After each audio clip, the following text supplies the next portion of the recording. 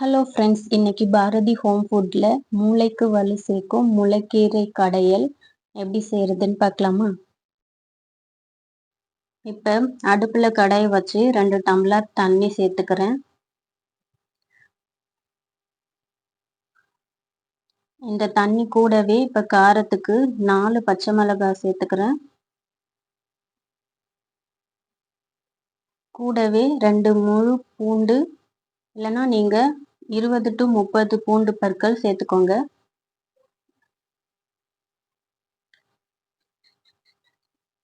ஒரு தக்காளி சேர்த்துக்கிறேன்.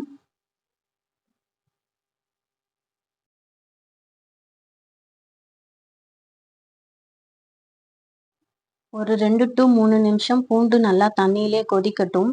அப்பதான் பூண்டு நல்லா வெந்து வரும்.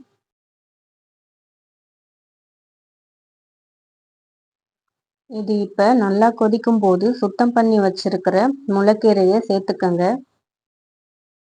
நான் ஏற்கனவே கீரையை ஆய்ந்து அதில் இருக்கிற களையெல்லாம் நீக்கி மண் போக கழுவி நல்லா சுத்தம் பண்ணி வச்சிருக்கேன். அந்த கீரையை அதில் சேர்த்துக்கிறேன். நான் கீரை வேகும் போதே உப்பு சேர்த்துக்கிறேன். நீங்கள் வேணா கடைசியாக கூட சேர்த்துக்கலாம். கீரையை சேர்த்து 4லேருந்து 5 நிமிஷம் வேக வச்சுக்கோங்க. கீரை நல்லா கலர் சேஞ்ச் ஆகி வரணும்.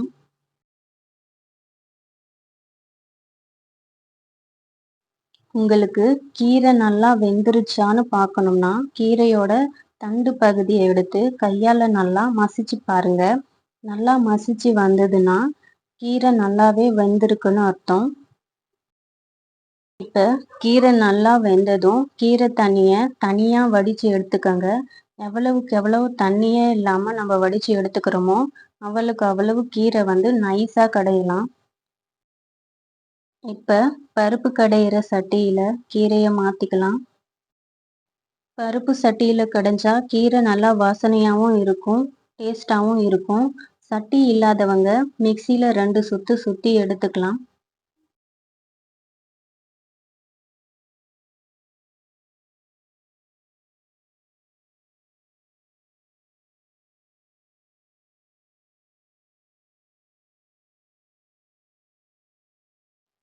இப்போ கீரை நல்லா கடைஞ்சி எடுத்தாச்சு.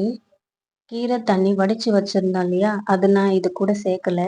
ஏன்னா இந்த கீரை கெட்டியாக சாப்பிட்டா இன்னும் டேஸ்ட்டாக இருக்கும்.